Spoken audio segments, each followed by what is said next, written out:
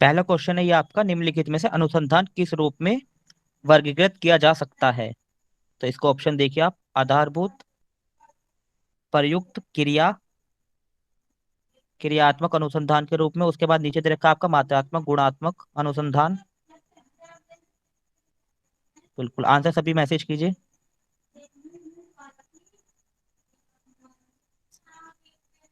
नाम भी लेना है क्या मोहित? किसी का नाम लूं कि ऐसी सिर्फ लिख के ही बताएंगे? नाम ले लेते हैं दीदी। हाँ, इसका आंसर प्रकाश मिश्रा जी, आप बताइए। जी इसका ऑल होगा क्योंकि सारे इसमें हो जाएंगे। आधारभूत, प्रयुक्त और क्रियात्मक अनुसंधान के रूप में, मात्रात्मक और गुणात्मक अनुसंधान के रूप में, दार्शनिक, ऐतिहासिक सर्वेक्षण और प्रायोगिक अनुसंधान के रूप में। चल, इसमें एक चीज ये और भी बताइए कि ये मात्रात्मक और गुणात्मक अनुसंधान जो है ये कौन से उसमें आता है आपका?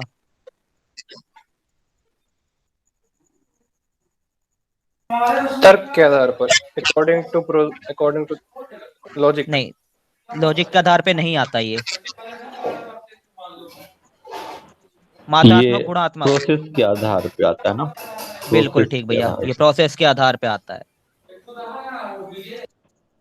इसके बाद आपका आता है कि अनुसंधान के दो मुख्य दृष्टिकोण या अप्रोचेस कौन से हैं? शालिनी जी, इसका आंसर आप दीजिए। ये थोड़ा हिंदी में है तो मुझे का जी, आप थोड़ा थोड़ा टाइम लगा लीजिए, देख लीजिए, पढ़ लीजिए अच्छे से। दो मुख्य दृष्टिकोण, गुणात्मक और मात्रात्मक, ऑप्शन डी।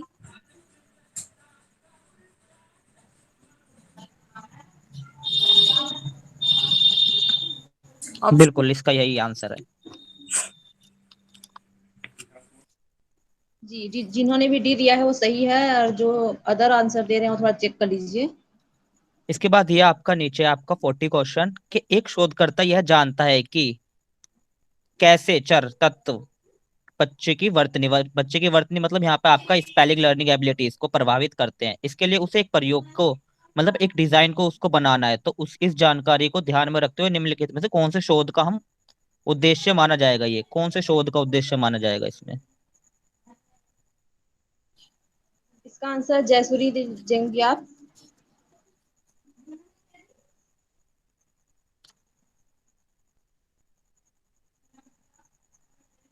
डिस्क्रिप्टिव विवरण।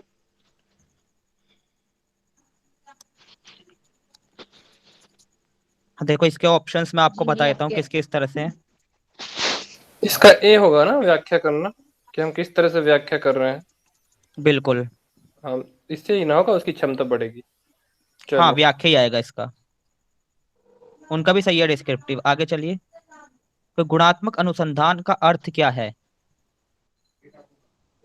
गुणात्मक अनुसंधान का अर्थ यह बिना किसी उद्देश्य से होता है। यह और मुख्य क्या रूप ऑप्शन ऑप्शन? ऑप्शन देखो इसमें आगे दे रखा है, थर्ड है आपका कि यह संख्यात्मक तथ्यों का संग्रह और विश्लेषण से संबंध रखता है। और इसमें थर्ड फोर्थ आपका उपरोक्त में से कोई नहीं। क्वेश्चन नहीं है क्या? क्वेश्चन नहीं पूछा क्या? क्वेश्चन है यहाँ पे, मैंने एक बार क्वेश्चन दिखाओ, गुणात्मक गुणात्मक अनुसंधान का अर्थ क्या है? अर्थ क्या है? सी तो है ही नहीं। गुण यानी क्वालिटी। जी, अरे इसका यार, आंसर ज्यादा बिल्कुल। घटना के समावेश इसमें से होना होता चाहिए, डी होना चाहिए फिर हो डी, सकता है। मुझे वही लग रहा है, डी लग रहा है डी तो। होगा इसका, इसमें कुछ नहीं मिल रहा, डी होगा। गलत है। इसका है सही आंसर, यह है मुख्य रूप से घटनाओं के संप्रेक्षण यानी संवेक्षण से संबंधित है। अब घटना से क्यों है, अब यहाँ पे आप आपके मन में ये आता है क्योंकि आपने उसमें देखा होगा कि उसमें घटना जन्य भी है आपका। आपका केस स्टडी भी इसके अंदर आता है, तो वो भी कहीं ना कहीं किसी घटना से आधारित होता है। वहां पे भी हम गुण की बात करते हैं, क्वालिटी की बात करते हैं। है। ठीक है, समझ आया इसका आंसर? पर अच्छा इसमें ठीक क्वालिटी ठीक। का कोई भी दिख रही है। क्योंकि कोई भी घटना अच्छा। घटेगी, जैसे आपके साथ कोई चीज घटी है तो वहां पे क्या है कि अगर कोई साइकोलॉजिस्ट होगा या फिर कोई भी अगर आपकी केस स्टडी कर रहा होगा तो वो क्या है कि आपके भावात्मक पक्ष को भी देखेगा वहां पे। तो वहां पे इसलिए यहाँ पे घटनात्मक, यहाँ पे ये आएगा आपका गुणात्मक आएगा। ठीक है। हाँ हाँ, आ गया। इसके बाद मोनी आगे कर दो ये वाला 42। हम्म ऐतिहासिक ये यहाँ वृद्धि। पे इसकी सूची, ये ठीक इसको बताओ यहाँ पे। मैचिंग करो इसको। ऐतिहासिक मतलब पुष्पा आपका जी इसका आंसर आप हिस्टोरिकल, दीजिए। सर्वेक्षण मतलब वो सर्वे पुष्पा मेथड आपका, दार्शनिक मतलब फिलोसफिकल, और प्रायोगिक आपका एक्सपेरिमेंटल।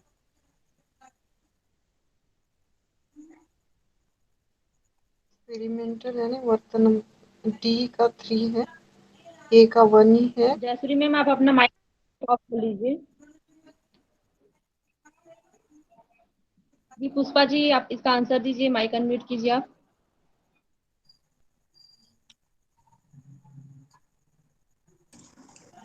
हेलो। हाँ जी हाँ, दीदी इसका बताइए इसका आंसर। आंसर ए होगा क्या? दीदी मैंने इसको एक्सप्लेन भी ऐतिहासिक कर दे, सारी चीजों को बता दीजिए इसकी।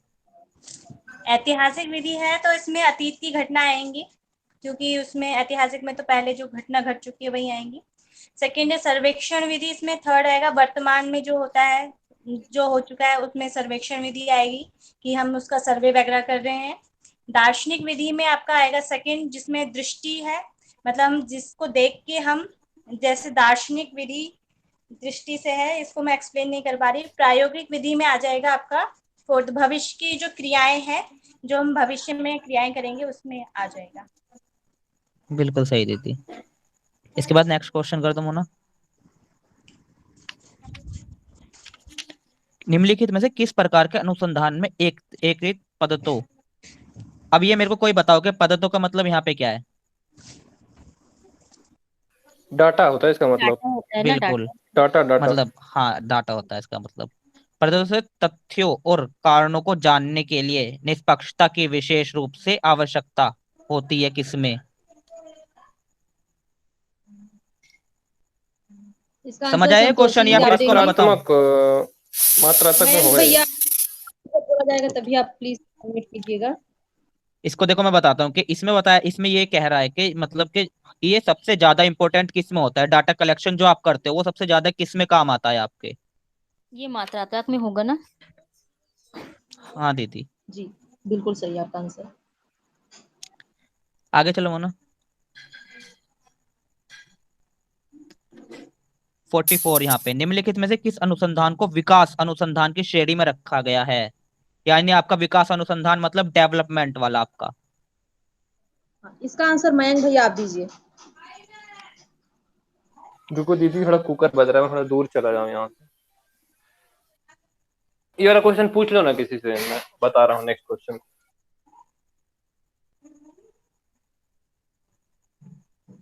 जी इसका आंसर फिर जय कृष्णा जी देंगे आप। माइक अनम्यूट कीजिए आप अपना।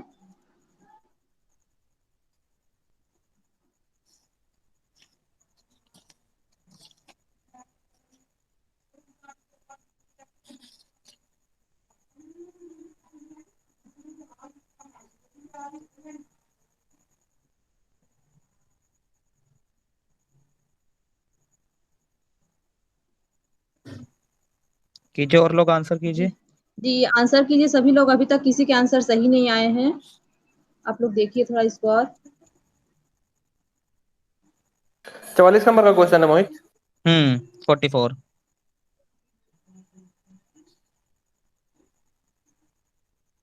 इसका क्रियात्मक होगा। इसका ओल है आंसर।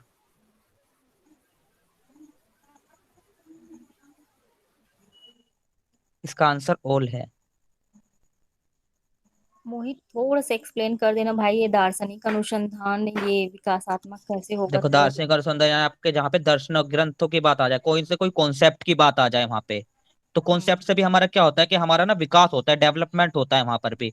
क्रियात्मक वहां पे भैया ने बताया था कि आपका फंडामेंटल अप्लाइड और एक्शन इसके अंदर आ ही जाते हैं किसी न किसी तरीके से, क्योंकि जहाँ पे विकास की बात होती है वहां पे कोई ना कोई नया, कोई ना कोई कॉन्सेप्ट बनता है, तो इस तरीके से यहाँ पे एक्शन भी आ ही जाएगा। वर्णात्मक आपका ये हो गया आपका, इसको क्या बोलते हैं, डिस्क्रिप्टिव। Descriptive, descriptive descriptive. में भी ये सारी चीजें आ ही जाती हैं, क्योंकि वहां पे क्या मैंने आता है हाँ विश्लेषणात्मक आती है चीजें, और मैं उसको ना एक तरह से इसमें डेवलपमेंट में भी मान जाता है, और अप्लाइड भी बोल देते हैं कोई कोई उसको। मैं दो में तो एकदम श्योर थी, लेकिन दार्शनिक में ना कंफ्यूज थी, इस कारण मैं ऑल नहीं लगाई। उसमें यदि एनालिटिकल है ना, उसकी वजह से यहाँ पे ये चीज आ गया है। कोई कोई इसको अप्लाइड में भी मानता, वहां पे भी मानता है ना, उसको एक्शन में भी मानता है, हाँ हाँ। एनालिटिकल को। Okay okay.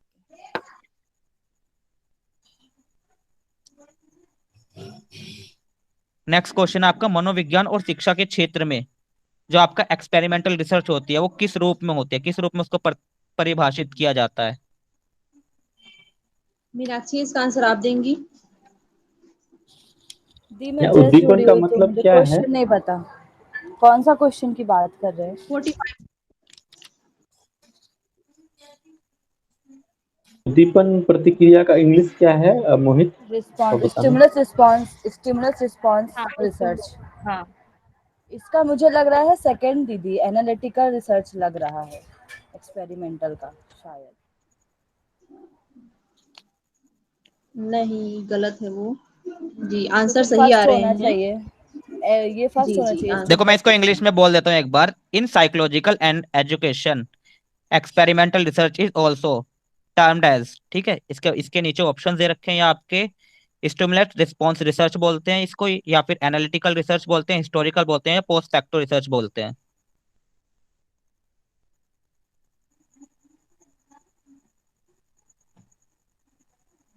तो इसमें पहले ही वाला होना चाहिए ना? बिल्कुल। हाँ, इसका फर्स्ट आंसर सही है। उद्दीपन प्रतिक्रिया अनुसंधान मतलब इसमें क्या है उद्दीपन थोड़ा सा? मतलब देखो इसका ना, अगर आपको इस रिसर्च का सबसे अच्छा एग्जांपल लेना है ना, तो यहाँ पे देखो मनोविज्ञान की बात भी करी गई है और बाकी चीजों भी कही गई हैं। तो आपने सबसे ज्यादा इसका एग्जांपल देखा होगा पैवलव वाला। मीनाक्षी बताना, पैवलव वाला एग्जांपल क्या होता है उसमें? पैवलव वाला जो एग्जाम्पल है वो हमारी क्लासिकल कंडीशनिंग कहलाती है। उसमें जैसे क्या होता है, पहले ये मेनली जो है स्टिमुलस पे डिपेंड करता है, रिस्पॉन्स पे नहीं। क्या होता है, एक डॉग होता है तो उसको पहले हम फूड देते हैं, ठीक है, तो जैसे फूड उसके सामने आता है उसके मुंह से सलाइवा निकलता है, तो वो क्या कंटिन्यूसली जब भी फूड देखेगा तो सलाइवा निकलेगा। लेकिन क्या हुआ, फूड के टाइमिंग में वहाँ पर रिंग बजा दी जाती है या फिर घंटी, तो उसके मुंह से सलाइवा का सिक्रेशन नहीं होता है। तो उस टाइम पे क्या होता है, ये न्यूट्रल रिस्पॉन्स, ये जो होता है न्यूट्रल स्टिमुलाई होता है। लेकिन उसके बाद क्या किया जाता है, फूड और घंटी बेल एक साथ दिए जाते हैं उसको, तो फूड देखता है वो और बेल की आवाज सुनता है तो उसके मुंह से सलाइवा का सिक्रीशन होने लग जाता है, क्योंकि फूड है। अब वही चीज उसको 21 दिन तक कराई जाती है तो उसको क्या, उसकी आदत पड़ जाती है, और जब भी बेल बजाई जाती है तो उसके सलाइवा का सिक्रीशन होता है। तो यही बताया गया है कि जब हम स्टिमुलस देते हैं तो उसका रिस्पॉन्स मिलता है कंटिन्यूटी में। और अगर हम एक्सपेरिमेंटल रिसर्च में समझे इसको, तो जैसे हमने पढ़ा है ना कि किसी भी इंडिपेंडेंट वेरिएबल डिपेंडेंट वेरिएबल, तो क्या है, इंडिपेंडेंट स्टिमुलस है, उसका रिस्पॉन्स हम कुछ ना कुछ करेंगे, इसीलिए एक्सपेरिमेंट को स्टिमुलस और रिस्पॉन्स रिसर्च कहते हैं। आई थिंक अब समझ आया, आया होगा। आ गया आपको भी ये समझ में कि यहाँ पे क्यों है ये? क्योंकि यहाँ पे उसका साइकोलॉजिकल वहां पे वो भी हो गया और यहाँ पे एक एक्सपेरिमेंट भी उसने कर दिया है कि बाद में एक्सपेरिमेंट भी वो। हो गया। एक और बिल्कुल। एग्जांपल था, एक चूहे का एग्जांपल भी था इसी टाइप हाँ, से। स्किनर का था हाँ, वो। वो स्किनर स्किनर का का है, था। वो ऑपरेंट कंडीशनिंग के अंदर आता है, उसमें हम ये रेनफोर्समेंट देते क्लासिकल हैं। आता है, वो ऑपरेंट में आता है। क्लासिकल ऑपरेंट में डिफरेंस ये है कि क्लासिकल में हम जो होता है स्टिमुलस को देखते हैं, ऑपरेंट में हम रिस्पॉन्स को देखते हैं। इसके बाद नेक्स्ट क्वेश्चन है आपका, निम्नलिखित में से कौन सी शोध क्रिया की विधि नहीं है? इसका आंसर विश्वनाथ काले जी देंगे। विश्वनाथ जी, अपना माइक अनम्यूट कीजिए आप। कौन सी विधि शोध की विच इज नॉट रिसर्च? अवलोकन, ऑब्जर्वेशन, ये पार्ट है, विधि नहीं है। बिल्कुल सही। नेक्स्ट क्वेश्चन है आपका कि मौलिक अनुसंधान को आमतौर पर कौन सी परिस्थिति में किया जाता है? इसका आंसर नीरज देंगे।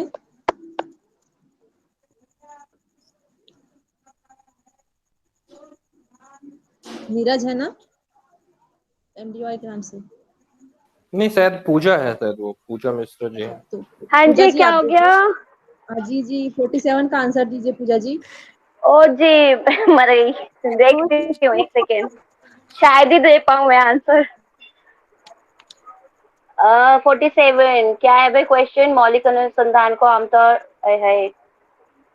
पूजा जी, भूकंप आया। जी हाँ। मीनाक्षी जी ने आंसर किया, प्रयोगशाला। यार आई एम सॉरी, मेरे को ना बहुत कम समझ में आता है रुको इंग्लिश मैं में इसको वर्ड। बताता हूँ, मैं आपको इंग्लिश में इसको एक्सप्लेन कर देता हूँ। ये आपका fundamental research is usually carry out in, आपका क्लासरूम दे रखा है पहला ऑप्शन, दूसरा ऑप्शन आपका फील्ड वो दे रखा है आपका हाँ, फील्ड सी सेटिंग, होगा, सी फिर ऑप्शन लाइब्रेरी, राइट है, ठीक है। फिर लेबोरेटरी दे रखा है और फिर आपका सोशल। हाँ, C option right. C option right है।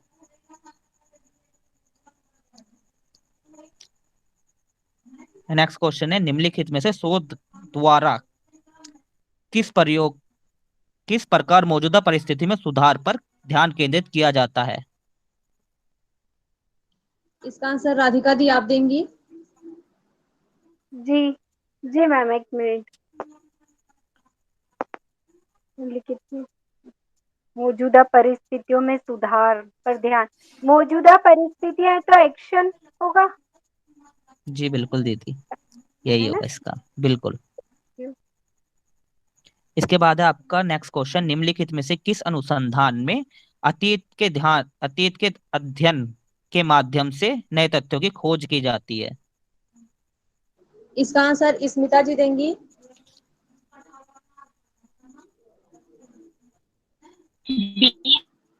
है इसका। जी दीदी, इसका बी है आंसर, जो ये होता हिस्टोरिकल क्या है, थोड़ा रिसर्च। सा बता दीजिए आप। इसमें क्या चीज देखा जाता है, ऐतिहासिक अनुसंधान या हिस्टोरिकल में? एक शब्द में बता दीजिए आप।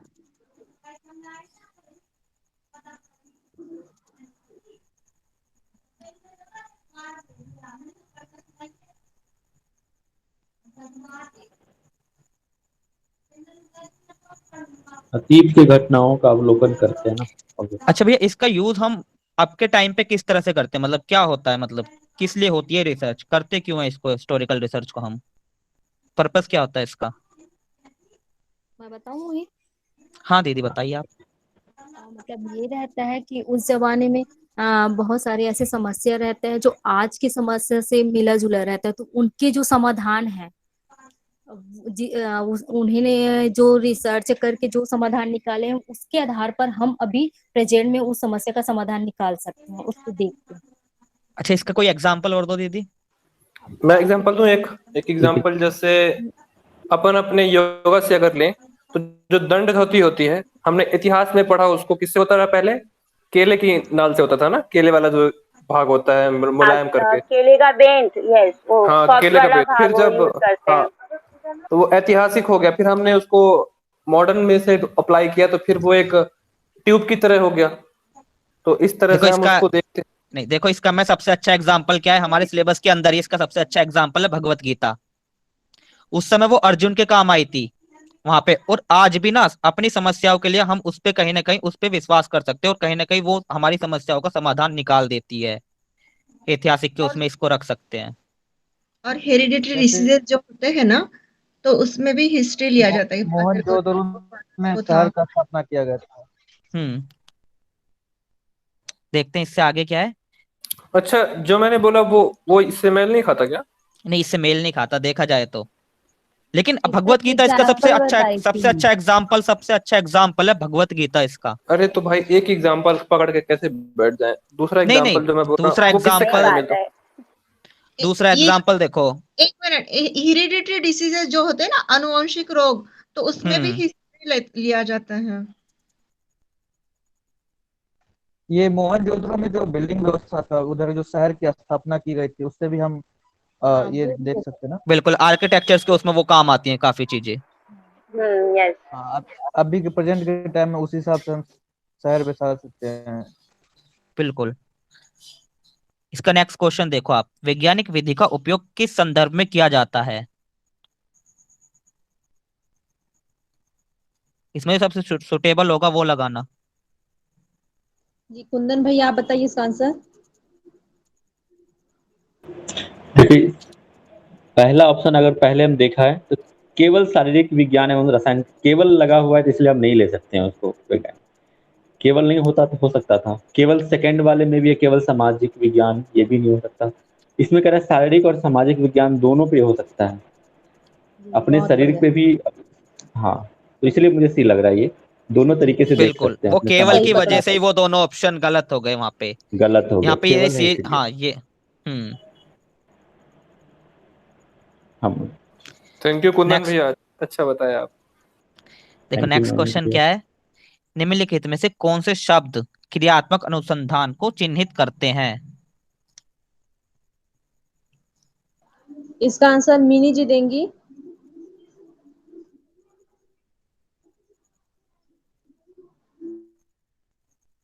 मेरी आवाज आ रही है आप तक? हाँ दीदी, आवाज आ रही है आपकी। जी दीदी। मिनी कौन है दीदी? है ना, कोई तो नाम दिखा मेरे को नागिन नीचे में। नागिन है मिनी नागिन। अच्छा मिनी मिनी वर्मा वर्मा। मैं नहीं हूँ। कोई है। अच्छा तू नहीं है? Okay okay sorry. तुम मीना हो तुम। भैया के माइक नाम खराब से है पता इनका। चल अच्छा गया। अच्छा, उनका माइक खराब है, कोई बात नहीं। जी मयंक भैया मयंक आप तुम बता बता दीजिए दो। इसका आंसर। इसका क्रियात्मक अनुसंधान हम तात्कालिक समस्याओं के लिए करते हैं ना, जैसे कि रैगिंग हो गया, इस टाइप की जो समस्याएं होती हैं वो एक्शन रिसर्च में ही आती हैं, तो इसका होना चाहिए दूसरा बी नंबर। जी बिल्कुल सही है। नेक्स्ट क्वेश्चन दिखा दो मोना।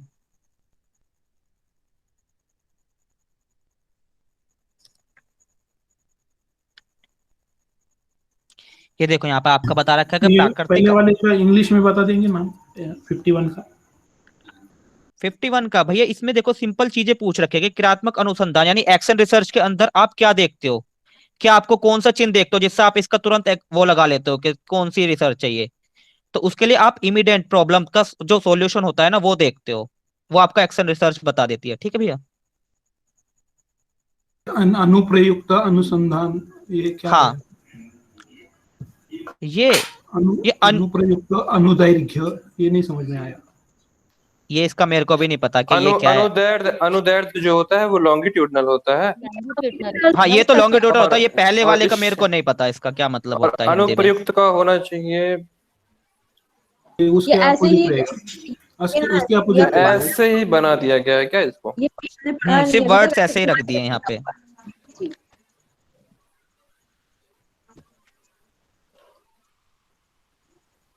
अप्लाइड साइंस बोलते हैं इसको, अनुप्रयुक्त को ऐसे ही नहीं बोला है। व्यवहारिक बोलते हैं अप्लाइड को, व्यवहारिक। हाँ व्यवहारिक हॉरिजॉन्टल बोलते हैं। होगा शायद ये फिर। हो हाँ सकता है। उसका मतलब हॉरिजॉन्टल और vertical। ठीक है अप्लाई। ये आपका देखो प्राकृतिक अवलोकन विधि के संदर्भ में निम्नलिखित में से कौन सा कथन सत्य है। इसका आंसर संतोषी जी देंगी। हाँ जी, 1 मिनट में पढ़ लेती हूँ क्योंकि लंबा है।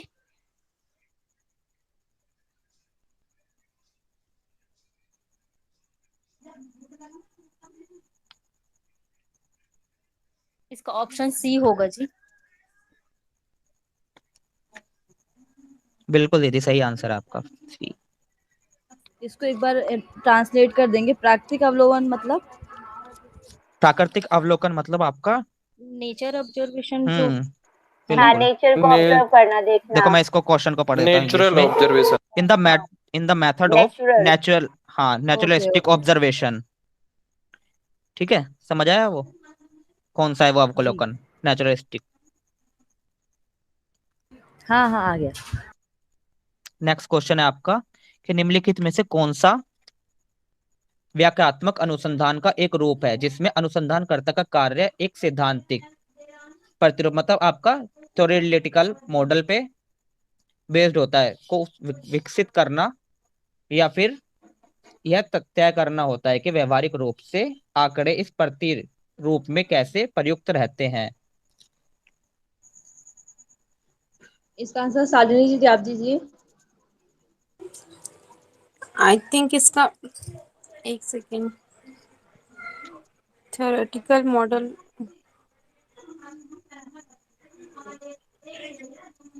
इसका डिस्क्रिप्टिव रिसर्च, ए सी ऑप्शन। नहीं दीदी। जी कुछ कुछ आंसर सही आ रहे हैं, कुछ गलत आ रहे हैं। एक इसका कैजुअल मॉडलिंग भी हो सकता है थोड़ा सा, ये बिल्कुल दीदी कैजुअल मॉडलिंग है इसका। ये होगा ना। व्यवहारिक रूप से पूछ रहा है ना आंकड़े। जी जी तो वही यहाँ पे होगा। कैजुअल मॉडलिंग ही आएगा। नेक्स्ट क्वेश्चन देखिए आपका। कैजुअल मॉडलिंग में क्या क्या होता है, थोड़ा सा बताना तो। दीदी बताना कैजुअल मॉडलिंग में क्या होगा शालिनी दीदी। मतलब ऐसे ही एक शब्द में याद रखने के लिए कुछ। कैजुअल मॉडलिंग मतलब एक उसके लिए एक कारण होता है ना, जो भी हम कार्य करते हैं उसका कोई कारण होता है, इस टाइप से। मुझे भी ध्यान नहीं है। कैजुअल मतलब यहाँ पे ये हो सकता है कि जो चीज हम एक्सप्लेन करने, क्योंकि एक्सप्लोरेटरी पूछा है ना, सॉरी एक्सप्लानेटरी पूछा है यहाँ पर, व्याख्यात्मक। तो उसका मतलब यही होता है कि जो चीज हुआ वो कैसे हुआ, कब हुआ, इस बारे में जो हम एक्सप्लेन करते हैं, जैसे कि हाँ, स्ट्रेस उसका क्यों कुछ हुआ, उसके कब पीछे कुछ न कुछ कारण रहा उसके है, पीछे का तभी कारण हुआ। जानने के लिए। हाँ हाँ, तो उस कारण को जानने की कोशिश करते हैं इसमें। कॉज एंड इफेक्ट जिसको बोलते हैं मयंक, कॉज हाँ एंड इफेक्ट हाँ बोल सकते हैं। हाँ ठीक ठीक। ये कैजुअल नहीं है, कॉजल है ना, कॉजल मतलब कॉजल है, कैजुअल तो इसको कॉज और इफेक्ट से याद रख सकते हैं, इसलिए मैं बोली। कॉजल में लोग समझ नहीं पा रहे थे। बिल्कुल। अच्छा, देख अगला क्वेश्चन, अच्छा देखो इसको, देखो बच्चों के पारिवारिक पालन पोषण की उनकी चिंता उन्मुखता यानी एंजाइटी पर क्या प्रभाव पड़ता है, इसका आकलन करने के लिए निम्नलिखित में से कौन सी सबसे उपयुक्त शोध विधि है। राधिका दीदी, इसका आंसर आप दीजिए। जी दीदी, एक बार क्वेश्चन दिखाइए सर। जी 54 नंबर। जी दिख ही नहीं रहा, पहले दिख रहा था तो मैं पढ़ के दिया था। मतलब ये कार्योत्तर पद्धति होगी, क्योंकि बच्चों में लगातार प्रोग्रेस पूछी है ना, तो बच्चों पे आप एक्सपेरिमेंट भी नहीं कर सकते, कॉज स्टडी भी नहीं होती, सर्वे भी नहीं होगा, कार्य ही होगा। बिल्कुल, इसका डी ही होगा दीदी। एक्स पोस्ट फैक्टो मेथड होगा इसमें। देखो इसमें किस लिए थर्ड होगा, क्योंकि वहां पे देखो उसके पालन पोषण उसकी किस पे देख रहा है, एंजाइटी पे। यानी अगर कोई बच्चा ज्यादा, उसको ना ज्यादा एंजाइटी है, तो हम लोग क्या उसका वहां पे जाते हैं तो क्या है, उसका वो लगाते हैं आकलन कि हाँ भाई इसका जो पालन पोषण है वो सही से नहीं हुआ होगा। हम आमतौर पर बोलते भी है ना कि अगर कोई बच्चा ज्यादा गुस्सा करता है या कुछ भी इस तरह की प्रॉब्लम करता है तो उसको हम लोग बोल देते हैं कि इसकी परवरिश अच्छी तरीके से नहीं करी गई है। तो वो हमारा किस में आ जाता है, एस पोस्ट फैक्टो में आ जाता है हमारा। इसमें राहुल सर एक उदाहरण बताए थे मिड डे वाला, हाँ, स्कूल मिड में डे मील का। मिड डे मील का बताए थे उदाहरण। हाँ, ये मिड डे इसमें मील का बहुत ज्यादा आता है, बहुत ज्यादा। केदारनाथ पर जो आपदा आई थी वो भी हो जाएगा, इस टाइप से जो हो चुकी है ना उसके संबंध में ये किया जाता है, ये पूर्व में जो घटना हो चुकी है। इसके बाद ये अगला क्वेश्चन देखिए आप, कि अनुसंधान में वैज्ञानिक पद्धति का एक मूल उद्देश्य कौन सा है। अनुसंधान में वैज्ञानिक पद्धति का एक मूल उद्देश्य कौन सा है। मुख्य उद्देश्य हाँ, कौन सा। मुख्य उद्देश्य। इसका आंसर कुंदन भाई आप दीजिए। हाँ देखो इसमें मेरे को डायरेक्ट हिट करता है वो भी, क्योंकि अप्रमाणिक संबंधों को समाप्त करना, जो प्रमाण जिसको अ, अप्रमाणिक संबंध है उसको तो पहले हटा ही देना चाहिए। और ACD पे ध्यान देते हैं, तथ्यों को व्याख्या में सुधार करना। तो जो भी वैज्ञानिक पद्धति है वो तो मतलब कह सकते हैं कि यूनिवर्सल ट्रूथ है, उसको हमने सही कर दिया तो उसको हम उसमें छेड़छाड़ नहीं कर सकते, तो उसमें सुधार नहीं कर सकते तथ्यों की व्याख्या में। तो ए तो वैसे भी नहीं होना। सी की तरफ आते त्रिभुजीकरण प्रमाणित करना, तो ये वर्ड मुझे ज्यादा समझ नहीं आया। ठीक है, त्रिभुजीकरण प्रमाणीकरण, एक चर का सूत्रपात करना, ये तो नहीं होगा। सिंगल वेरिएबल्स पे डिपेंडेंट नहीं हो सकता ये। बी आता है कि अप्रमाणिक संबंधों को समाप्त करना, जो प्रमाण नहीं कहता उसको हटा देता है, जो प्रमाणित है उसको ही हम रखेंगे। वैज्ञानिक पद्धति तो वही कहता है। तो देखो अब इसका देखो किस तरह से देख सकते हैं हम लोग कि हमारे जो अब उसमें योग में जो रिसर्चेस हो रही हैं वो कहीं ना कहीं देखो हमारे उसमें तो वो चीजें ठीक है, हम लोग तो उसको समझ रहे हैं, लेकिन वैज्ञानिक दृष्टि पर वो प्रमाणित नहीं है। यानी अप्रमाणित संबंध है वहां पे हमारा उससे। तो उसी चीज को खत्म करके हम लोग क्या कर रहे हैं, उसको प्रमाणित संबंध वहां पे स्थापित कर रहे हैं। यानी उसको प्रमाण ला रहे हैं, मतलब साइंटिफिक तरीके से उसको प्रूफ कर रहे हैं, वो सब चीजें यहाँ पर। हाँ, मैं शब्द नहीं दे पा रहा था। समझ आया इसका। चलो आगे करते हैं। घटनाजन्य अनुसंधान शब्द किस प्रक्रिया के साथ जुड़ा हुआ है। इसका आंसर जय कृष्णा जी देंगे।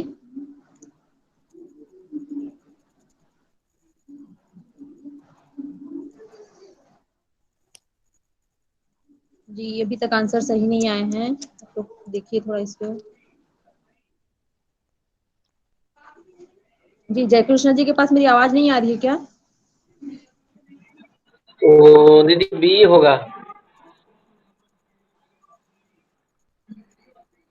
बी होगा दीदी।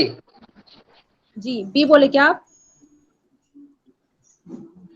बी नहीं होगा इसका भिन्नता ए के होगा, गुणात्मक। ए होगा, ए होगा क्योंकि हमारे। घटनाजन्य ये सीधे सीधे। बता दीजिए इंग्लिश में एक बार बता दीजिए।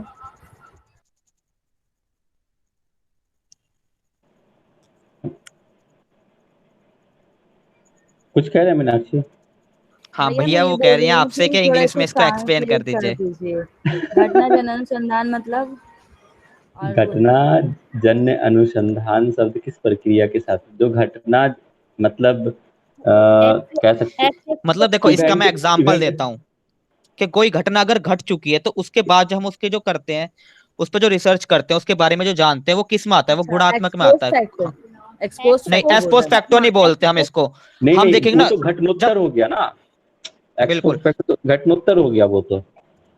और भैया का अगर आपने देखा होगा ना, उसमें भैया ने दो चीजें डाल रखी हैं टाइप्स ऑफ रिसर्च के अंदर। उन्होंने क्या डाल रखे हैं? दो वो डाल रखे हैं उन्होंने, डायग्राम डाल रखे हैं जिसके अंदर सारी रिसर्चेज है। तो उसके अंदर जब आप देखोगे ना प्रोसेस वाले, उसमें देखोगे चैप्टर के अंदर, तो उसमें गुणात्मक और मात्रात्मक आती है दो चीज, और तीसरा उसमें नीचे होता है वो मिक्स अच्छा आता है। तो गुणात्मक के अंदर देखोगे ना, तो आप वहां पे मिलेंगे आपको समूह केंद्रित मिलता है, आपको प्रत्यक्ष अवलोकन वाली चीजें मिलती हैं, गहन साक्षात्कार मिलता है, कथनात्मक मिलता है, आपको केस स्टडी वहां पे मिलता है, और वहीं पे आपको घटना जन्य भी वहीं पे ही मिल जाती है चीज। तो ये गुणात्मक के मुझे अंदर आती है ये। मोहित, मुझे लग रहा है कि जो घटना जन्य अनुसंधान है वो प्रेजेंट में भी हुआ हो, जो चल रहा है, घटना चल रही है, और पास्ट में जो घट चुकी है वो भी हो सकता है इसमें, बिल्कुल भैया, इसके है बारे ना? में इतना मैंने नहीं पढ़ा, लेकिन ये आता अच्छा, उसके अंदर है, क्वालिटी के इसमें अंदर। जो भैया ने पढ़ाया है बेसिस ऑन प्रोसेस, उसमें तीन ही तो होते हैं ना, एक होता है और गुणात्मक क्वालिटेटिव, के, एक हाँ, क्वांटिटेटिव, और तीसरा होता है तुम्हारा मिक्स्ड होता है ना। मिक्स होता है। लेकिन ना हाँ जी। क्वालिटेटिव के अंदर ना बहुत सारी चीजें आती है। केस स्टडी आपका किस में आता है? केस स्टडी तो क्वालिटेटिव है। हाँ, क्वालिटेटिव तो है वो। ये भी उसी की तरह ही आता है वहां पे।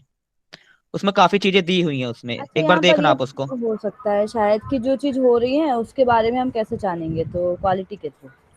वही कह रहे हैं कि जो एक प्रेजेंट में जो घटना चल रही है, या तो फिर जो चीज हो चुकी है, दोनों चीज इसमें देख सकते हैं अपन। बिल्कुल। इससे नेक्स्ट पहले क्वेश्चन वाले देखते हैं। क्वेश्चन में मोहित, जो त्रिभुजीकरण प्रमाणित का, ये त्रिभुजीकरण प्रमाणित क्या होता है? अगर आपको पता है तो अगर बता दीजिए। भैया चतुर्भुज क्या होता है? जिसका मतलब हर जगह सार्वभौमिक हो। त्रिभुज मतलब जहाँ पे एक से एक उन्होंने छोड़ दिया, एक कोई फैक्टर उन्होंने छोड़ दिया, तो वो त्रिभुजीकरण प्रमाणित हो गया। मतलब उसका एक कहीं ना कहीं वहां पे क्या है, यहाँ पे इन्होंने ये बस एक वर्ड ले दिया यहाँ पे, त्रिभुजीकरण। क्योंकि हम लोग हमारी शिक्षा को क्या बोलते हैं? चतुर्भुज बोलते हैं। मतलब कि हर तरीके से वो सही है, हर जगह हर कॉन्सेप्ट को क्लियर कर रही है। त्रिभुजी का मतलब तीन कर रही है, वहां पे एक छूट गई। चारों दिशाओं से। हम्म। अच्छा, ठीक। क्योंकि अगर हम कोई भी रिसर्च करते हैं तो क्या है, वो सार्वभौमिक होनी चाहिए ना एक तरीके से। क्योंकि वो कहीं भी हो जाए, यहाँ पे हो जाए, अमेरिका में हो जाए, कहीं भी हो जाए, उसका रिजल्ट वही आना चाहिए, तभी तो वो हमारी सिद्ध होगी। ठीक है, इस तरह से इसको याद रख सकते हैं। आगे देखते हैं हम कि कौन सा अनुसंधान दृष्टिकोण कारकों के मध्य में संबंध स्थापित करने के लिए सबसे उपयुक्त है। मीनाक्षी इसका आंसर आप देंगी? दी इसका कोरिलेशन होगा, सहसंबंधनात्मक। बिल्कुल नहीं, कोरिलेशन नहीं होगा इसमें। कारकों के बीच में संबंध स्थापित करना, ये आपका तो कारक एक्सपेरिमेंटल मतलब होगा। वेरिएबल हो गए ना। हाँ, तो वेरिएबल्स का किसके बीच में संबंध जो देखते हैं, वो एक्सपेरिमेंटल में ज्यादा देखते हैं हम लोग। उपयुक्त पूछा है अच्छा इसमें। प्रायोगिक मतलब एक्सपेरिमेंटल, ठीक है। हाँ, जी जी जी, एक्सपेरिमेंटल इसमें में ज्यादा सबसे ज्यादा ये होता है। सटीक बैठेगा। आप जो कर रही है ना उसमें भी कुछ कुछ है, लेकिन प्रयोगात्मक में ना सबसे सटीक बैठेगा ये। ओके दीदी। तो एग्जाम में इसमें मेरे को सी ही याद आता है इसमें, हाँ बी तो सोचा दीदी, ही नहीं। क्योंकि कोरिलेशन में हम जो है रिजल्ट को देख के देखते हैं ना। लेकिन अगर देखा पक्का जाए ना, गलत होना। इसमें सबसे अच्छा जो एग्जाम्पल बैठता है वो आपका एक्सपेरिमेंटल बैठता है। मतलब बोला क्योंकि गया दो है कि चरों के बीच में सबसे जो, सबसे, हाँ, हाँ ना, सबसे सबसे उपयुक्त जो पूछा है सटीक इसने। बैठे, हाँ उपयुक्त पूछा गया, ठीक है। तब प्रयोगात्मक आएगा, वरना अगर ऐसे देखा जाए ना तो सहसंबंध आएगा। लेकिन फिर भी अगर वहां पे अगर प्रयोगात्मक दे रखा है, यानी एक्सपेरिमेंटल दे रखा है आपको, तो एक्सपेरिमेंटल रिसर्च ही लगानी है वहां पर। हाँ वो ज्यादा वैल्यू होगा वहां पे। हम्म। क्योंकि जी, क्या है ना, ये आपका प्रयोगात्मक रिजल्ट से में भी सब हर चीज में याद है। लेकिन यहाँ पे क्या है, यहाँ पे सिर्फ एक रिलेशन बता दी कोरिलेशन में। वहां पे रिजल्ट के हिसाब से भी उसमें सारी चीजें बता रखी है कि क्या इफेक्ट पड़ता है दो के बीच का। सब सी में गए थे हैं? सबका क्या -2 पर है। कोरिलेशन में तो हम रिजल्ट देखते हैं ना। कोरिलेशन में रिजल्ट देखते ही नहीं हम। हम कोरिलेशन में देखते हैं संबंध देखते हैं। संबंध देखते हैं वहां पे बस। कि अगर वो केवल माइनस होगा संबंध। तो वो ठीक है, ओके। हाँ, माइनस पॉजिटिव और निगेटिव वाला जो होता है वही। इसलिए वहां पे संबंध संबंध देखते हैं, इसलिए वहां पे वो करेक्ट नहीं बैठता। यहाँ पे ये हाँ हाँ। एक्सपेरिमेंटल वहां पे इससे ऊपर हो जाता है फिर। हाँ। ये वाला छोड़ दो, ये वाला आगे चलते हैं। 59 मोना 59 निकाल दो, 59 होगा, देखो इसमें कहीं ऊपर नीचे कर दिया होगा। नीचे है वो, नीचे। 59 नहीं है क्या इसमें क्वेश्चन? चलो कोई नहीं, वो निकाल दो जो निकाल रहे थे आगे का। मोहित जी आप में ऐसे ही भेजा था मुझे। 92 निकाल दो, 92।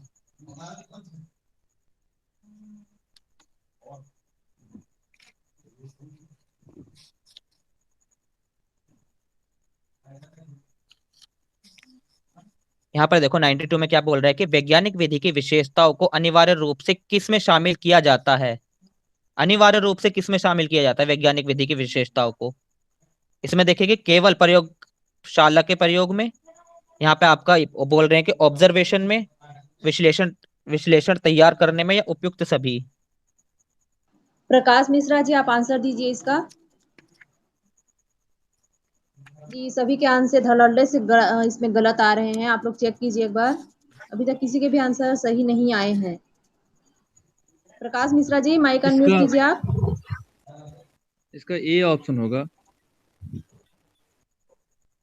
ए ऑप्शन नहीं, केवल प्रयोगशाला में प्रयोग करने में नहीं होगा ये। अभी कंफ्यूज हो रहा।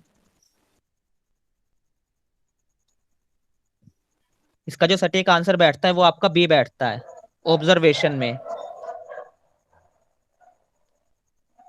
ठीक है, केवल प्रयोगात्मक मतलब केवल बोल दिया उसने, तो वहां पे वो गलत हो गया कि सिर्फ उसमें यूज कर सकते हैं हम, सिर्फ प्रयोगशाला के अंदर, इसको लेबोरेटरी के अंदर यूज कर सकते हैं, वहां पे वो गलत हो गया। और विश्लेषण तैयार करने मतलब एनालाइज करने के लिए वैज्ञानिक विधि का, वहां पे हम वैज्ञानिक विधि का यूज इतना ज्यादा नहीं करते। अनिवार्य रूप से, अनिवार्य रूप से कहाँ पर होता है हमारा? ऑब्जर्वेशन में। गया भाई, ये वाला भी समझ गया। नहीं आया थोड़ा, क्योंकि ऑब्जर्वेशन तो हम जनरली ऐसे ही देखते हैं ना, किसी को भी देखने के लिए, लेकिन हम एनालिसिस तो एक किसी साइंटिफिक मेथड के द्वारा ही करते हैं। तो मुझे सी लग रहा है, बट पता नहीं। मैं भी कंफ्यूज हूँ मोहित, थोड़ा क्लियर कर देना इसमें। इसमें देखो दीदी पहला ऑप्शन तो होगा ही नहीं, क्योंकि उसमें केवल केवल बोल दिया है, ठीक है। और एनालाइज देखो इन्होंने दीदी नीचे बोलने के सब करते हैं एनालाइज, इसलिए यहाँ पे क्या आएगा? ऑब्जर्वेशन आएगा यहाँ पे। ठीक है, नेक्स्ट क्वेश्चन कर दो। एक ये सहसंबंधी बी भी आएगा, उसका सही है। विश्लेषण तैयार करने में वैज्ञानिक विधि की जरूरत नहीं पड़ती है, वो स्टैटिस्टिकल या ऐसे और कुछ रहेंगे, लेकिन इंस्ट्रूमेंट वो साइंटिफिक मेथड का नहीं रहेगा। लेकिन ऑब्जर्वेशन में साइंटिफिक मेथड वहां पे स्टैटिकल आएगा, वहां पे सांख्यिकी आएगा वहां पे। हाँ, बी ही सही है।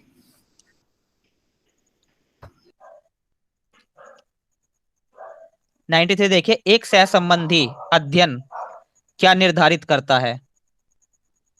सहसंबंधी मतलब कोरिलेशनल। इसका आंसर आप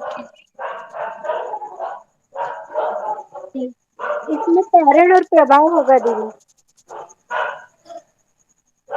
गलत, आंसर्स भी गलत आ रहे हैं इसमें।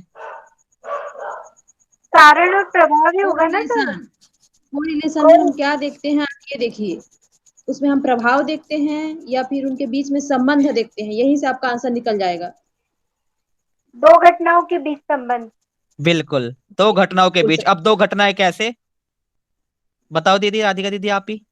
जैसे कि कपालभाति से बीपी बढ़ रहा है, तो ये नेगेटिव रिलेशन हो गया। बिल्कुल, कारण और वो गलत, हाँ समझ आ गया। अब ये ऊपर वाला अगर आप सी देखोगे, आप सी को एक बार पढ़ना कि सी है क्या, क्यों गलत है सी? कॉज इफेक्ट है, वो कॉज और इफेक्ट के बारे में पूछ रहा है, और जो फर्स्ट वाला है वो एक्सपेरिमेंटल को बता रहा है। वो देखो कारण और प्रभाव दोनों एक ही, नहीं कारण और प्रभाव, वहां पे देखो ये कहीं ना कहीं गलत हुआ। कार्य और प्रभाव आता तब होता वो चीज, या कार्य और कारण का आता। सही है, वो कारण और प्रभाव को ही कॉज हाँ, और वो इफेक्ट एक्सपोज बोलते फैक्टो में हैं। आता है। हाँ, एक्सपोज फैक्टो में आ गया, याद आ गया मेरे को। आएगा वो, हाँ वो एक्सपेरिमेंटल के अंदर आएगा। जी जी। ए क्यों नहीं आएगा? एक्सपेरिमेंटल के अंदर आता है। एक्सपेरिमेंटल के अंदर ए आता है। स्वतंत्र और आश्रित पूछा है, मतलब इंडिपेंडेंट और डिपेंडेंट चरों के बीच संबंध के बारे में पूछा है, तो वो एक्सपेरिमेंटल हो गया फर्स्ट वाला। ओके, एक्सपेरिमेंटल के अंतर्गत हम देखते हैं ना, एक हमारा जो एक्सपेरिमेंटल ग्रुप रहता है, कंट्रोल ग्रुप रहता है, तो उसके परिप्रेक्ष्य में वो हमारे एक्सपेरिमेंटल में आएगा, वो इसमें नहीं आएगा। मैम इसमें जैसे कारण और प्रभाव का संबंध भी है ना, और घटनाओं का संबंध भी मोहित, ऊपर से हाँ संबंध भैया। देखा था। ये जो एक कोरिलेशन का अध्ययन निर्धारित करता है, ये भी तो हो सकता है स्वतंत्र और आश्रित चरों के बीच संबंध। उसमें देखो, क्योंकि उसमें स्वतंत्र मैंने अभी नोट्स निकाला है अभी, हाँ ठीक है, उसमें देख रहा हूँ कोरिलेशन रिसर्च में ये सर ने लिखवाया हुआ है कि इसमें स्वतंत्र एवं आश्रित चरों के बीच मध्य संबंध स्थापित करने का प्रयास किया जाता है। ये वर्ड नोट्स में लिखे हुए हैं, मेंशन डायरेक्टली।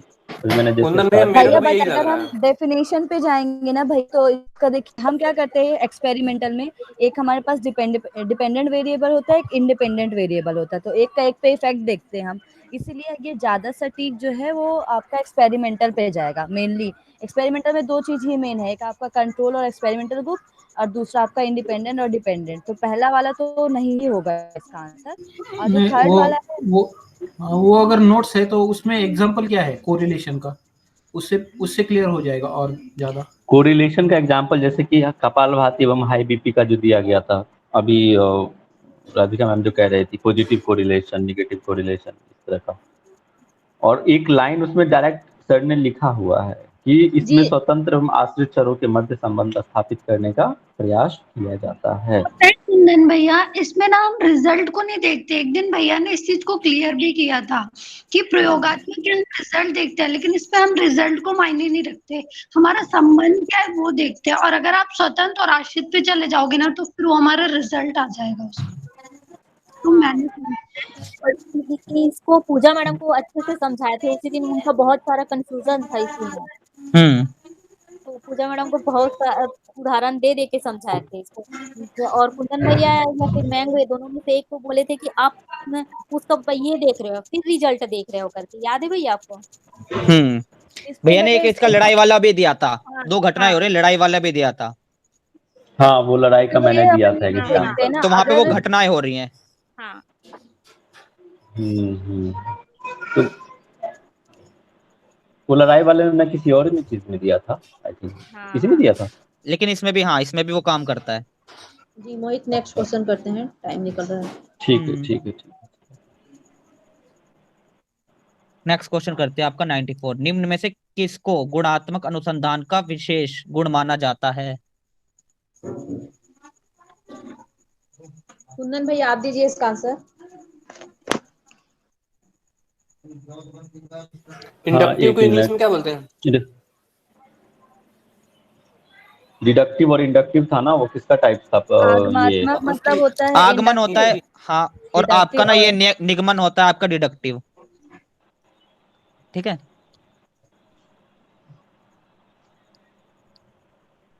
एक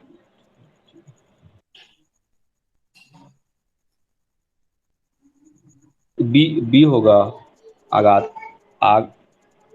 इंडक्टिव मतलब बिल्कुल आगमनात्मक होगा इसका, यानी इंडक्टिव मेथड होगा इसमें, क्योंकि इंडक्टिव मेथड के अंदर क्या होती है,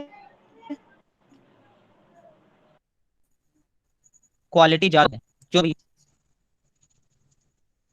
बताइए कुंदन भैया, आप ही बताइए, लॉजिक बेस्ड पे ज्यादा होती है इंडक्टिव मेथड में। लॉजिक क्या वही होता है ना भाई, इंडक्टिव नहीं, लो टू हाई चलता है इंडक्टिव पे, और विशेष से सामान्य बॉटम से टॉप ऐसे चलते हैं ना। इंडक्टिव पूछ रहा हूँ दीदी मैं, इंडक्टिव लॉजिकल बेस्ड साइंस, मतलब मूर्त से अमूर्त की ओर जाता है, अमूर्त की ओर और नीचे से ऊपर की ओर, उदाहरण से नियम की ओर। बिल्कुल, ये मेन जो है हिस्ट्री साइंस पे डिपेंड करता है, और जो डिडक्टिव है वो लॉजिक्स पे डिपेंड करता है। हाँ, लॉजिक्स पे। बिल्कुल, तो गुणात्मक क्या होगा यहाँ पे? गुणात्मक में तो लॉजिक ही लगेगा ना सर? नहीं दीदी, लॉजिक नहीं लगेगा, दीदी लॉजिक मतलब हम शॉर्टकट मार रहे हैं। अच्छा, तो यहाँ पे इंडक्टिव आएगा। आप हिस्ट्री की बुक देखिएगा, हिस्ट्री की बुक कितनी मोटी मोटी होती है, पूरी बुक पढ़ना पड़ता है और वो हमें समझ नहीं आता, मतलब इतना बड़ा बड़ा। और जब हम लॉजिक्स कोई देखते हैं, जैसे कोई गाइड हो गया या कुछ, तो छोटे छोटे लिखे होते हैं। तो वो डिडक्टिव हो गया, इंडक्टिव में हमें पूरा पढ़ना पड़ता है चीजों को, फिर हम लास्ट में पहुंचते हैं। तो इसमें क्या लगेगा फिर? इसमें इंडक्टिव मेथड यानी आगमनात्मक आपका। अच्छा। नेक्स्ट क्वेश्चन देखिए, नेक्स्ट क्वेश्चन क्या है कि निम्नलिखित में से कौन सी अनुसंधान विधि सिद्धांत सर्जन यानी थ्योरी जनरेशन से संबंधित है यहाँ पे? शालिनी जी इसका आंसर आप दीजिए। इसका थ्योरी पे इंडक्टिव ही होगा, आगमनात्मक, ऑप्शन ए। बिल्कुल दीदी, ऑप्शन ए ही है इसका।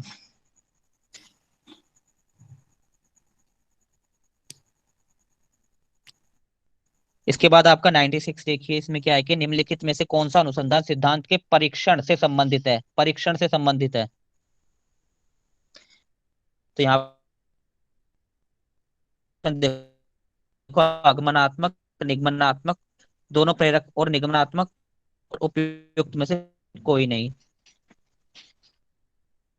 मयंक जी इसका आंसर दीजिए।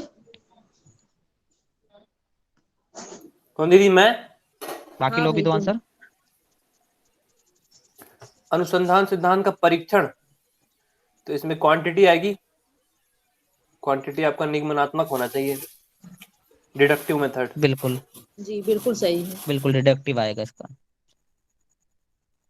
97 देखिए, एक गैर सरकारी संस्था ग्राम पंचायत में अभियान बच्चों के अभियान के प्रभावों को देखने के लिए अध्ययन का आयोजन करती है। यह उदाहरण किसका है?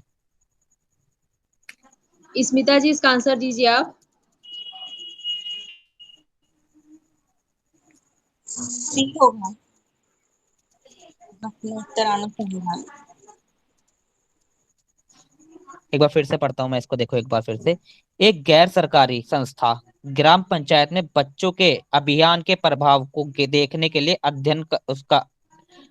अध्ययन का आयोजन करती है। यह उदाहरण क्या है?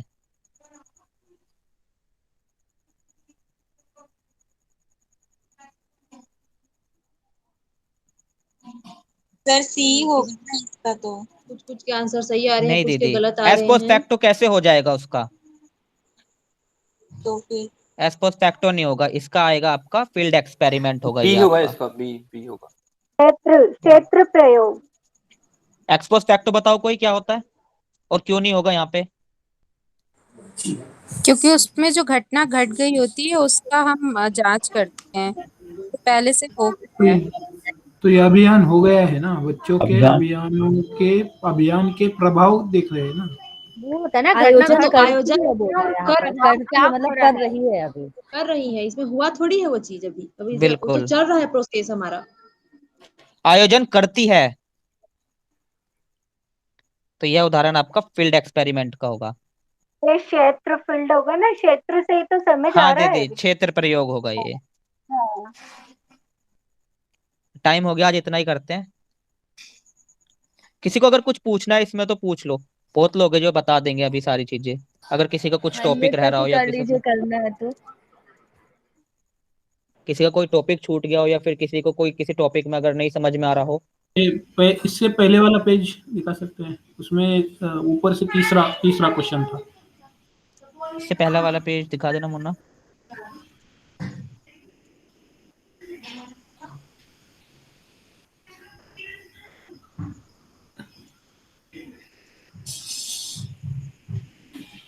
ये वाला अभी टाइम कर ले क्या? 45 सामाजिक, ये वाला 47 वाला। ये 47। मौलिक अनुसंधान में आमतौर पर कौन सी परिस्थितियों में किया जाता है? मौलिक मतलब क्या? आपका फंडामेंटल रिसर्च। फंडामेंटल रिसर्च आपकी कभी भी कक्षा में नहीं करी जाएगी, ना आपके क्षेत्र में की जाती है।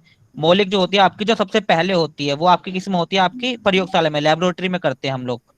सामाजिक परिस्थिति में नहीं आएगा क्या? नहीं, सामाजिक परिस्थिति में नहीं आएगा, लैब के अंदर ही होती है ये। अच्छा, और ये पहले वाला, इससे पहले वाला जो पेज है उसका लास्ट क्वेश्चन। इसका ये वाला, निम्नलिखित में से किस प्रकार का अनुसंधान में एकत्रित प्रदर्शन, मतलब कि आप किसमें, कौन से उसमें आप क्या करते हो, डाटा को इकट्ठा करते हो और मतलब डाटा को इकट्ठा करके उसका क्या करते हो आप, विशेष रूप से उसकी निष्पक्षता के रूप में उसका वो करते हो। मतलब डाटा सबसे ज्यादा किस में काम आता है आपका, मात्रात्मक, क्वालिटी, उसमें क्वांटिटी में आता है सबसे ज्यादा आपका, क्योंकि आपने वहां पे डाटा इकट्ठा करा है। अच्छा, मतलब अच्छा, आपको उसको ना नहीं, निष्पक्षता तो सब में होनी चाहिए ना वैसे, लेकिन इसमें हाँ, ज्यादा लेकिन यहाँ पे जब इसमें ज्यादा होते हैं, क्योंकि हम किसी का डाटा कलेक्शन करते हैं, हम वहां पे नंबर देते हैं, तो नंबर हमें निष्पक्ष रूप से देना चाहिए। हम ना अगर किसी भी गुणात्मक उसमें आएंगे तो गुणात्मक उसमें हम लोग उसको कर नहीं सकते, ओके, ठीक है, मैनी क्योंकि हम ऑप्शंस। किसी की भावनाओं को नहीं नाप सकते हम लोग, कितना खुश है कितना नहीं है, इस चीज को हम लोग नहीं नाप सकते। लेकिन मात्रात्मक जहां आ जाएगा वहां पे हम लोग क्या करेंगे, वहां पे हम लोग नंबर देते हैं किसी चीज के, तो वहां पे हमें निष्पक्ष होना पड़ेगा। जैसे आपका किसी भी ऑब्जर्वेशन के थ्रू मतलब इंटरव्यू चल रहा है, तो वहां पे वो लोग नंबर देते हैं, ठीक है, तो वहां पे वो नंबर डिपेंड करता है, तो वहां पे क्या करते हैं वो लोग निष्पक्ष होंगे।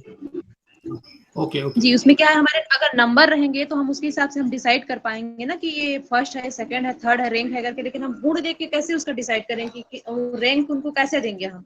तो इसलिए यहाँ पर ना सर्वोपरि मात्रात्मक को विशेष रूप से यहाँ पर लिया गया है। ओके, ठीक है।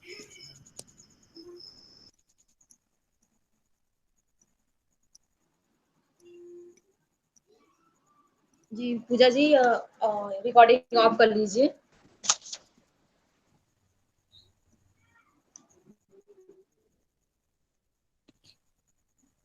किसी का कोई टॉपिक छूटा हुआ है क्या जो पूछना है?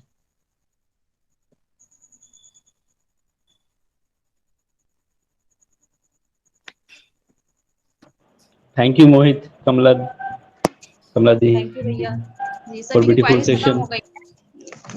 थैंक यू ये भैया।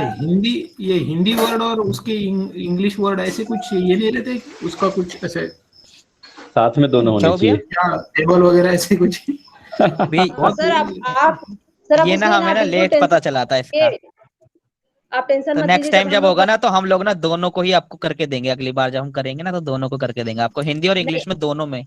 नहीं, वैसे अरे नहीं, ये नहीं, ऐसे कुछ कोई बुक रहता है क्या उसमें, ये मतलब मात्रात्मक या प्रदत्त उसका मीनिंग ऐसे ऐसे कुछ टेबल रहता है क्या, ऐसा किसी बुक में है क्या ऐसे, जैसे सर ग्लोसरी रहती है ना लास्ट में, वैसे? ऐसा तो किसी ये बुक के तो अंदर नहीं सब देखा मैंने अभी तक भैया। राउंड में हाँ, सब चीज है। किसी के देखने में आया तो वो ग्रुप पे बता दीजिए ऐसे, लेकिन आप क्योंकि अगर ये नोट्स हिंदी देखोगे बहुत ना टफ भैया के, जाती है। हाँ भैया के अगर नोट्स देखोगे ना उसमें उन्होंने इंग्लिश और हिंदी दोनों में लिखे हुए हैं, सारे वर्ड्स के मीनिंग लिखे हुए हैं भैया ने।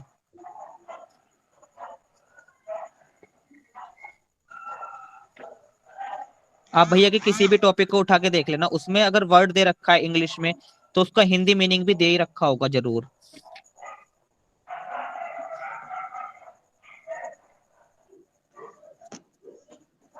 जी तो चलिए अब सब लोग लीव करते हैं, जब ये ठीक है, रिकॉर्डिंग ओम ऑफ होगा। शांति मोहित। बिल्कुल भैया, प्रेयर करा दो आप अब, ओ शांति पाठ करा दो आप। चलो ठीक है, कमर गर्दन सीधी करके बैठिए, कोई लेफ्ट नहीं करना चाहिए जब मैं शांति पाठ कराऊं तो। आंखें बंद कर लीजिए। स्वस्ति प्रजाभ्यां परिपालयन्तां न्यायेन मार्गेण महिषं महिषा, गोब्राह्मणेभ्यो शुभनं मनस्तु, लोकाः समस्ताः सुखिनो भवन्तु, सर्वे भवन्तु सुखिनः, सर्वे सन्तु निरामया, सर्वे भद्राणि पश्यन्तु, मा कश्चित् दुःखभाग् भवेत्। ओम शांति शांति शांति। दोनों हथेलियां रब करें, फेस पे लगाएं, हथेलियों के अंदर ही आंखों को बंद करें, खोले, पूरे शरीर पे हाथों को फेरते हुए पूरी ऊर्जा के साथ। सभी को शुभ रात्रि, अच्छी नींद लें, कल फिर मिलते हैं। Thank you Mohit thanks sir, भैया। कमला मैम, थैंक्स भैया। थैंक यू, जी ये थैंक यू वेलकम भैया भैया। सभी। Thank you sir.